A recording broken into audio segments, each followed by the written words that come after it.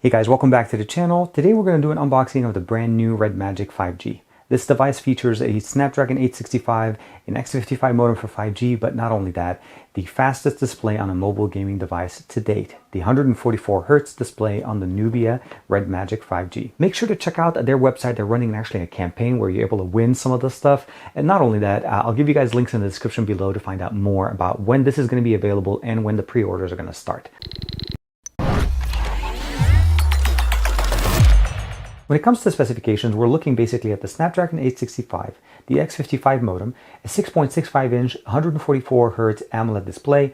We obviously have the turbo fans with liquid cooling, a triple camera setup, gaming gaming triggers here that gives us the ability of controlling the game. Those were definitely present from previous generations of Red Magic devices. Of course, we have a customizable RGB light strip in the back, and the same way we've had them in the past. And of course, gaming sound with DTS 7.1. We have 8 gigabytes of DDR5 RAM here and 128 gigs of UFS 3.0 storage built in. A 4500 milliamp battery and of course aptX HD, audio aptX for Qualcomm, as well as 5G installed directly in the box. Now opening up the box, we're greeted right away with the actual device. This is the Red Magic 5G, and we can definitely see the Red Magic 5G logo here, as well as the Nubia, the Red Magic logo sitting there. The rest of the stuff in the box are pretty simple. We have a USB-C to USB-A connector that's going to be able to charge up our device. We have the charger that comes inside of the box. That's a standard European style with USB-A connectivity to it in the back. Last but not least, we have the instruction manual as well as the, obviously, SIM ejector tool that's included in the box.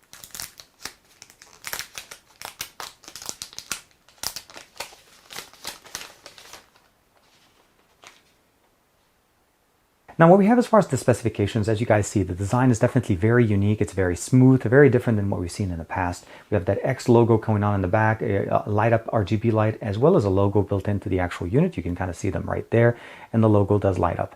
5G with the Red Magic moniker here. A triple camera setup, a 64, an 8, and a 2, standard focal length ultra wide, and a 2 megapixel macro lens with a dual tone LED flash.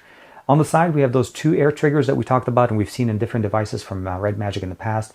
This is going to be the exhaust fan, opening for the air, since we have still have the fans built in there, as well as the volume rocker and the power button. Last but not least, on the top, we also have a 3.5mm headphone jack and microphone.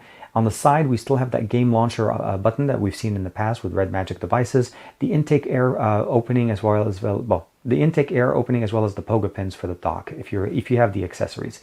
Unfortunately, I did not receive any of those accessories with us this time. A bottom 5-inch speaker, USB-C, and a dual SIM supporting SIM tray here, and of course one of the other microphones. The bottom 5-inch speaker married with the top speaker will give us the ability of getting the DTS 7.1 sound that we were talking about, and of course that great gaming experience. In-display fingerprint sensor with a 12 megapixel camera on the front, and of course let's go ahead and unlock it. We get access to the actual unit and it looks very, very nice. As far as the overall aesthetics and the UI and what we get here, this is basically the standard launcher version 3.0 of the Red Magic UI. We have an app drawer that we're able to basically just swipe up to get into. We have the Google feed on the left side. We do have a native dark mode support. Since this is running Android 10.0 out of the box, we can scroll down. Everything is pretty much categorized as normal. Under the display is where you'll be able to change the different configurations between 60, 90, and 144 Hz. Keeping in mind that even when you're running at 90 or 144 Hz, if the application that you're using is not supported under the 144 Hz refresh rate, or it does not support it, it will default back to the standard maximum resolution. And there's a little bit of a disclaimer on it here. So even though we say 144 at the top, the UI will benefit from it, but if the application doesn't, that's not going to happen. We do have dark mode natively supported. I did turn that on, and as you can see right there, it permeates throughout the system. We have some more configuration for sound, LED always on display, colorful light effects that's going to take us directly into the actual setup for the RGBs that we have on the back, which actually get turned on when we're in the device in gaming mode. We do have Neo AI for basically smart game and Neo speed. Last but not least, we do have a docking station support. Unfortunately, I don't have that unit.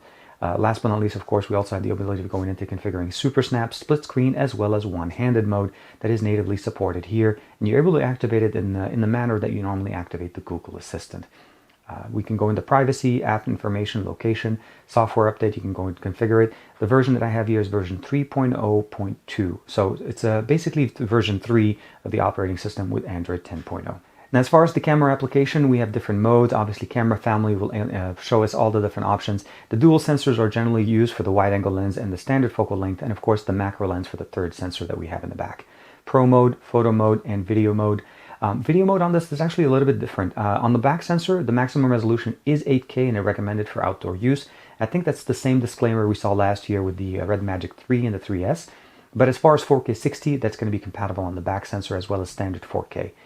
If we switch over to the front-facing sensor, it's a little bit different, and I'm not sure why, but we're actually capped to 1080p. I'm hoping to be able to get an update on this to give us a better resolution, at least 4K, if not 4K 60, as we've seen it on other devices on the market. We have night mode, of course, and portrait mode, but let's not waste any time. Let's go ahead and play some music real quick just to show you guys how good the speakers sound on this device. And for that, we're going to go ahead and raise the volume all the way to the max, and then, of course, we're going to be playing Jumbo by Alex Crindo. This is an NCS song.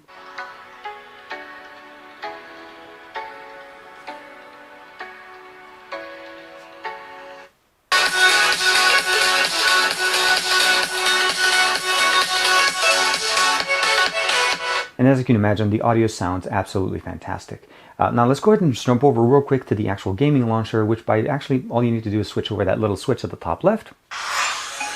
And that jumps you straight into the actual gaming launcher, which is really the main benefit that you get here. Optimizes the system, closes any running applications running in the background, and basically just gives you that focused gaming experience. And of course, we have the RGB lights, color, and well, actually working pretty much the way they are intended. As you can see, the Red Magic name does actually permeate.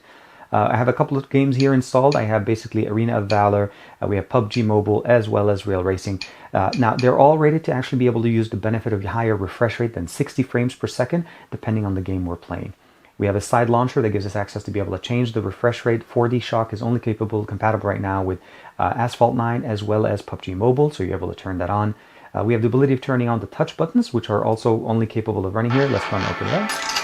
And what I mean by touch buttons, you're able to configure them by going and replacing the right and left, and that just enables you to actually use the triggers at the top left, and then of course when you're ready, you can use them in the game. 4D Shock did get turned on, Super Snap is installed here, and of course you can block calls and messages so you have uninterrupted gaming at its best. And when you're done, all you have to do basically jump back to game space and it takes you back here. And of course, I'll go ahead and show you guys some samples of some of the video gameplay that I had with this device.